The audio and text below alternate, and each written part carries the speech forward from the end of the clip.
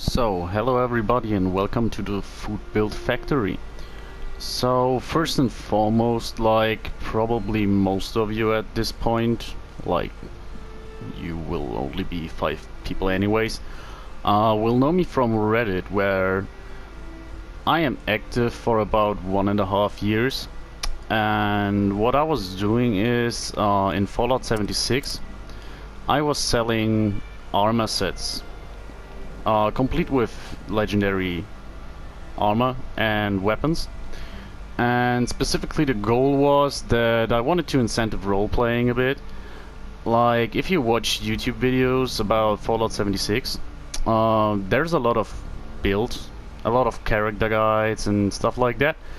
And mostly those builds are very maximized, which is an obvious thing. Honestly, like, I can completely understand why people want to go with the current meta or want to be just very effective in the game, and that's fine. But if you're anything like me, over time I had my time with my bloodied build, the bloody commando and junkies heavy gunners and stuff like that, and the game is very easy. For example, if you look up some of the pre-made builds that Bethesda had in their survival book, these are far from maximized, and honestly, if you try to use, for example, just like worse weapons or anything, the game can be really intense again. Like, obviously for the first playthrough or for your main character, this would be a bad idea, because honestly, if you don't go for a maximized build, you will have a hard time competing in the Scorched Beast Queen event, for example, or anything like that. But as I said earlier, this is mainly going to be a channel about simple builds that are definitely not maximized, so they're basically made for role-playing. This means that obviously I try to make them effective for day-to-day combat, but probably none of the characters I'm going to show will be anything good for soloing the Scorched Beast Queen or the Sheepscorch Imposter or anything alike. But for day-to-day roaming around the wasteland and exploring, you will basically see that it works quite well. These characters will have their own quirks, like yeah, they have their strengths and weaknesses, and overall, for just exploring and doing the main quest and stuff, this can be fun again. For example, this guy here that you're seeing on screen, this is the Vault Tech security guy. The incentive here is that I wanted to try to kind of recreate the iconic characters like the Lone Wanderer, for example, that you got to know from older games. Like, in most images when it's depicted, the guy usually wears a vault suit, obviously, and some leather armor. Like, obviously if you go for all heavy leather armor, your damage resistance and energy resistance will be a lot better than with what you see here. So basically the limbs are sturdy, and the chest piece is a sturdy piece as well. They're all shadowed, and as a main weapon we're going to use a furious, faster fire rate 10mm pistol. The 10mm pistol is like the most iconic pistol in my opinion from the franchise, because in a lot of entries of the franchise it's one of the first weapons you get a hold of, and gunslingers earlier were really good. First thing first, in Fallout 76, gunslingers aren't really that effective. Like, you basically have to rely on all of your damage cards being in agility, which is one of those special stats that really holds a lot of the most effective perks in the game, so you're obviously losing out on a lot of stuff. Furthermore, because pistols are pretty weak, you try to combine them with sneak, so you get sneak attack multipliers. And as you can see here, I'm going to show you the build. I do apologize, this is in German, but I quickly go over it. You have some utility perks here, for example, traveling pharmacy, and bandolier. Then perception, you have concentrated fire. And here I do something that probably a lot of people will outright go to the comment section and just abandon this place. I actually have all the hacker perks and all the picklock perks equipped in this build permanently. As I said earlier, these builds are going to be role-playing perks. So you do a lot of stuff that you wouldn't do in a normal playthrough. For example, if you talk to higher level players, or anyone for that matter, no one in this game bothers to keep utility perks like that equipped. You basically swap them in if you need them.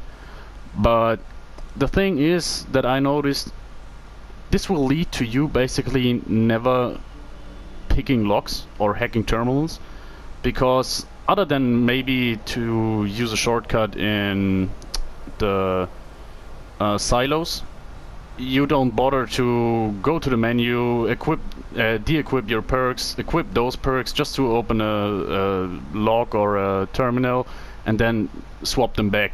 That's not what happens, and believe it or not, you can kind of benefit from picking locks. It's a bit of ammo, but mainly if you're going to start a new character, you're getting a lot of plans by picking locks. Anyways, further, we do have Crackshot. This is not one of the most powerful perks, but we wanted to have some perception here so we can reliably do headshots. And as we are having the perks available anyway, we will use Crackshot, which gives pistols a bit more range and accuracy when sighted.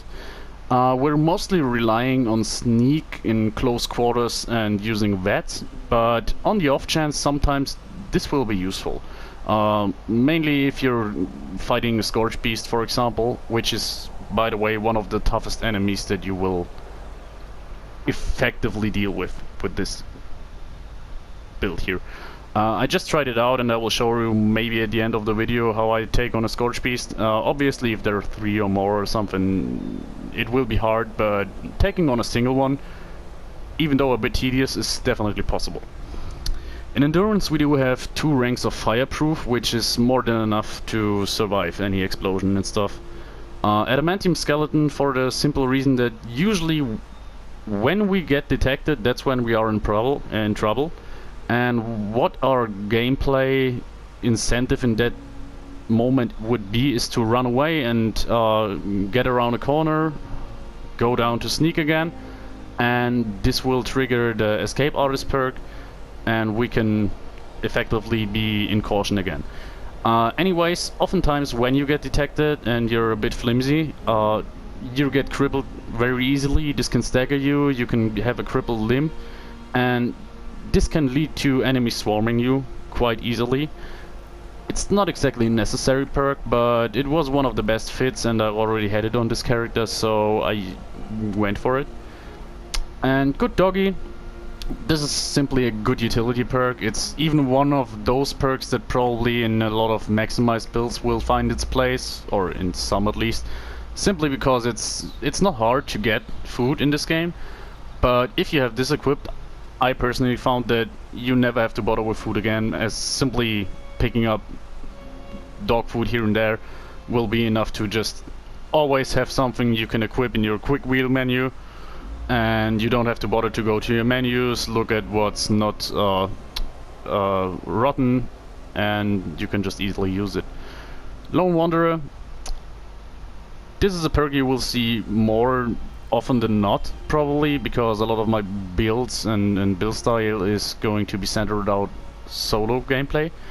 But even more in this case, as I said, I wanted to go for kind of the iconic style with the wall dwellers, and having a base perk called Lone Wanderer meets criteria very well. Furthermore, it goes very well with our build, as we have a little bit of AP regen, and we get a lot less damage when we're solo, which we are all the time. In Intelligence, as I mentioned earlier, we have all the hacker perks equipped. We do have Gunsmith 5.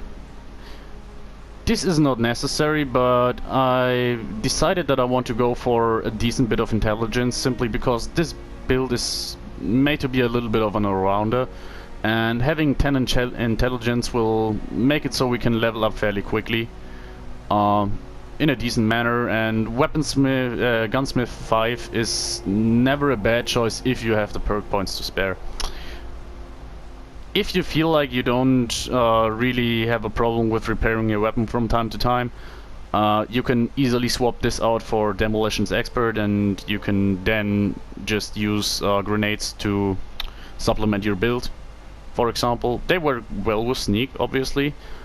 They do get you detected easily, but if you have the time and sneak up on enemies, you sometimes can see them in corners or see them in little groups of 2 to 3 enemies, where a well-placed grenade can do a lot of damage. And well, it's something to consider, but honestly I just went for it with the utility here. Onto agility. This is our main stat. Like, this is where most of our damage comes from, in form of the 3 ranks of Gunslinger. They're all maxed out.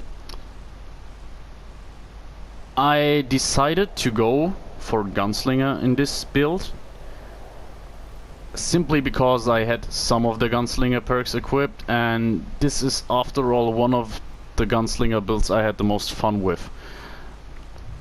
One thing that makes the build far more effective instantly, especially with our Furious Faster Fire Rate 10mm pistol, would be to go for Guerrilla. If you have Guerrilla with this weapon, I used this exact weapon with the Guerrilla build once. The build was pretty much the same as this one, but only here we had the Guerrilla perks. It's very effective. It's even I could take down Scorchbeast very quickly, and it was if you want to go for a Gunslinger style character but are open to Guerrilla, the 10mm pistol is your best bet, and you cannot go wrong with it. Anyways, we have the Gunslinger perks here. Escape Artist, in my opinion, one of the most important perks for a lot of characters, like obviously anyone that uses stealth. Gunfu, we use only one rank, simply for the gimmick of switching targets. We're not particularly interested in the damage boost. I mean, 10% extra damage is nice, especially when you deal with groups of ghouls, for example, but that's about it. Like, we just want to have chains of enemies. When we kill them, we will effectively kill ghouls, for example, or Scorched, oftentimes with one shot to the head, so this can be pretty effective. Sneak is obvious. We want to be in stealth all the time, and I simply wanted to have agility maxed out for the sole reason that it affects our stealth. And as I had one rank over, I used Born Survivor. This will make us basically having a second chance when we get detected and overrun, and we simply get the stim pack and can get away. You could obviously go for Covert Operative. One rank would be nice here. It's a little bit of damage boost, could be good. Luck. We do have Bloody Mess. This is a no-brainer for most perks. I sometimes don't use it on builds that are very effective anyways. For example, Bloodied Stealth Commanders, where Bloody Mess could be just overkill if you're not exactly going for the Scorchbeast screen or something. But on most builds, this is one of those perks you pretty much always want to have. Same with Starched Jeans. Mutations are a part of this game. Like, I barely ever meet people that make purist builds who don't have mutations simply for their utility. And Starched Jeans is a must-have in this case. And Bloody Mess is just 15% extra damage, which is obvious, a no-brainer. And the only one thing I have left here is Curator. Now, this is something that's simply for the meme value, let's say. Like, you want to go for a wall dweller, and this perk, together with one perk we have in perception, I think it's Perceptibobble. These two perks just make it so you find bobbleheads easier and have more benefit from them. It's not like super useful or anything, but this is just a little bit of role playing because you are playing as a really dedicated vault dweller, and these vault bobbleheads are a collective for you. Like, obviously you want to have your bobblehead stand full of different bobbleheads, and once you have a nice stash of them, especially agility or perception bobbleheads can really help you. Like, they're not really noticeable, but they're nice to have. Only thing I left to mention I just saw is that with the 2 perk points that we had left in intelligence, we used 1 rack of I don't know how it's called exactly, I'm sorry, but this is the perk that makes Red Away more effective, and this is the one that makes Stimpaks more effective. First aid. I don't know about the one with Red Away. These are simple, like, you don't really need them, but we wanted to have the 2 intelligence. And what you could do if you were to go in a nuke silo, in a nuke zone or anything, and you want to equip power armor, and at the end of the game you basically have points left, you can invest in stabilize and maybe use a heavy gun or anything. But yeah, there's a lot you could do in intelligence. It's up to you. Maybe even this will probably be more likely for you to be beneficial. In the late game, when you hoard ammo, it can happen quite quickly that you have a lot of, especially plasma cartridges and fusion cells, which can add up to be heavy. And these 2 perk points would be spent well on batteries included. That can make a huge difference. But, well, that's it for the build, and now I want to show you some gameplay. So, we are here on the map at Huntersville, where I want to show you how our build works against super mutants. These are one of the more dangerous day-to-day enemies that you will encounter in the game, and that's why I chosen to show you them. One thing I see permanently is people showing off how they kill ghouls, which is obviously not a bad thing, because believe it or not, in Fallout 76 you will spend a lot of time killing ghouls simply because it's effective to gather legendary materials. Sorry, not materials, but weapons and armor. But they're not armored, and so they're quite squishy. And ghouls can be a hard enemy because they swarm you and have they can deal out a lot of damage. But they're pretty squishy, except for the glowing ones, for example, but that's about it. Look what we got here. That was a 3-star, I think.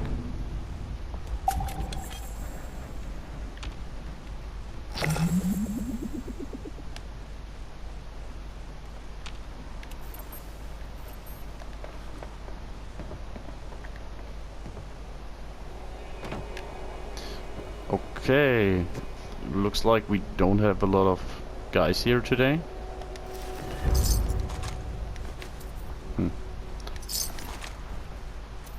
Well, not the worst drop, but definitely not good.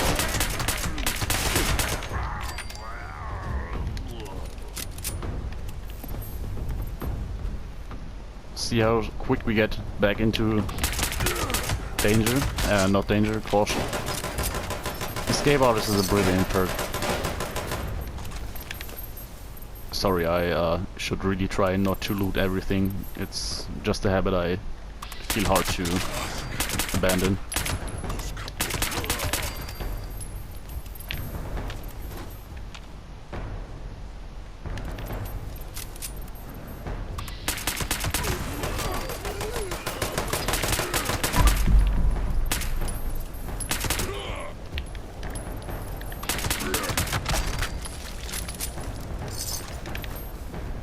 I did it again. Okay, I'm really sorry guys. I will really work on that. Fuck.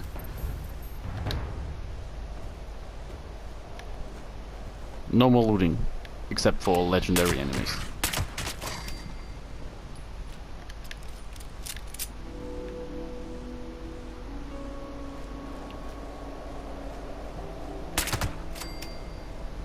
Okay, this must have been a level 10 one because otherwise... Yeah, I think it was a level 10 one. So, as you can see, even though, like, if you compare this build to a stealth commando, especially a bloodied or a junkies one, there's no chance in hell that you gonna win this comparison. Like, it's not that effective, but honestly, you saw I wasn't really in struggle, and it worked quite well. And it actually is a lot of fun to just use something else for once. And now the next thing I'm going to do is I'm going to fast travel to a location where we try to fight a Scorched Beast.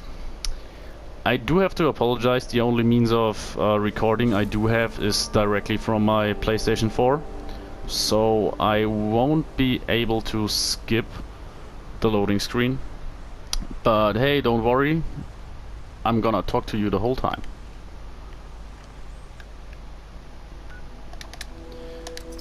I will take this time to talk a bit about what this channel will be like. This will never be a big channel or anything. This is just basically... It gives me something to do in the game, and if you are like me and have a lot of playtime in Fallout 76, you will pretty much find your own kind of end game. Some people just nuke the queen over and over and do queen farming all day. Some people just hoard excessive amounts of stuff. And yeah, there's... nowadays a lot of people just grind out the dailies and stuff. But yeah, I tend to just gather a lot of legendaries and play around with builds a lot. Yeah, that's basically my kind of end game, and in this regard I can show off some of it and maybe you even like it, I don't know. Okay.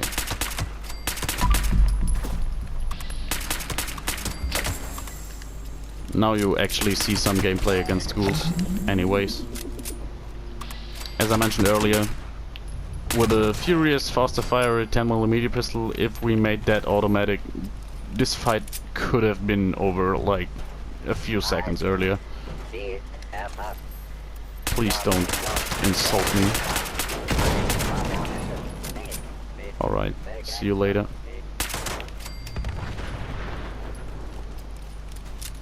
And if I remember correctly, we just have to walk down this street a little bit and there will be a fisher site. So, as you can see, like, I really do like the visuals of this character. The black of the leather really matches the wall suit.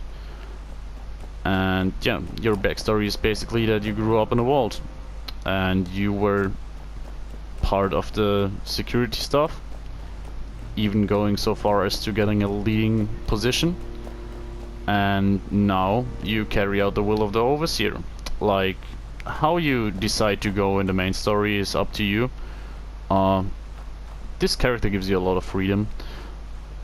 I do have the incentive to talk more about the backstory of the characters and motivations and stuff like that in the future.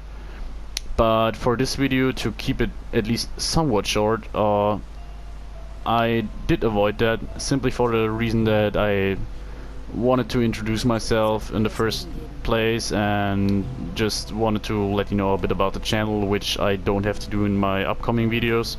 So that will make some room, like 5 minutes or so, to talk about backstory and stuff like that. I already do have some other characters in planning. Like, the gear is mostly there. It's basically just a matter of gathering level ups so I can effectively switch all my perk cards necessary. And the characters I'm going to do will be quite a variety. Like, I will do some that will be fairly effective and not far from maximized. Like, for example, I will sooner or later do a Junkies commando build. But if I go for such builds, I'm trying to keep it low-key. Like, in terms of weapons, I will use 1-star weapons and armor. I'm, by the way, going to show you my armor and the weapon at the end of the video.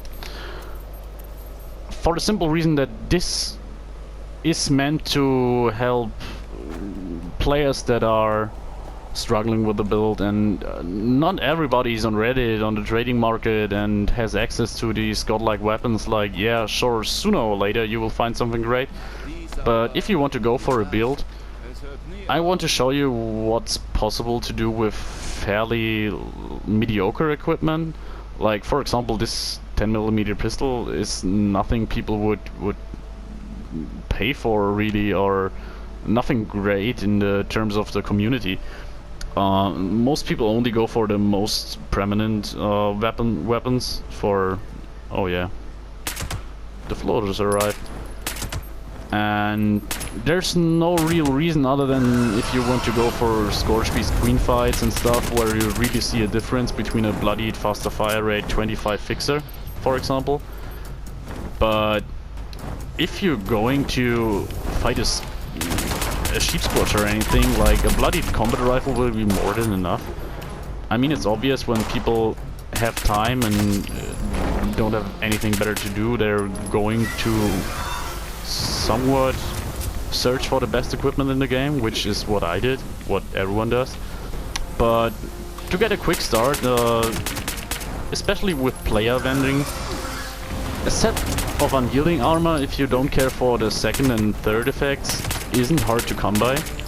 And 1-star bloodied combat rifle, for example, is obtainable for caps. Like, sell stuff to the vendor on a daily basis, and with 3 to 5k caps you can go on a shopping spree and effectively get 1 or 2 unyielding pieces and a combat rifle or anything. It's really possible. By the way, now that the fight ended, you can see it definitely took some time, and you have to notion this was, as far as I remember, a level 51, which is one of the weaker Scorch Beasts. But yeah, it was okay. Like, I could take it down. It's not like some problem or anything. It's, well, you tend to avoid these things anyway, other than if you have a build that takes them down in 2 seconds simply because they're not worth killing. Well, and that's about it for the first video. I do want to work on these and try to find out how to do better routes, for example, so maybe I can find a route where I can take down a few different types of enemies without even fast traveling or anything. These are the kind of things I'm working on. Maybe do a little bit more of script or anything. I'm still new to this. This was my first YouTube video. I hope you do like trashy console peasant graphics, because there's nothing I can do about it. And on the off chance this will be something I do like more often, or something like that, I may consider to get more equipment so I can really do better videos, like really can cut and maybe, yeah, do some effects or something. But for now, this is what these videos will look like, except for a lot less talking about obvious stuff that I had to do on my first video. Thanks for watching, and maybe see you again.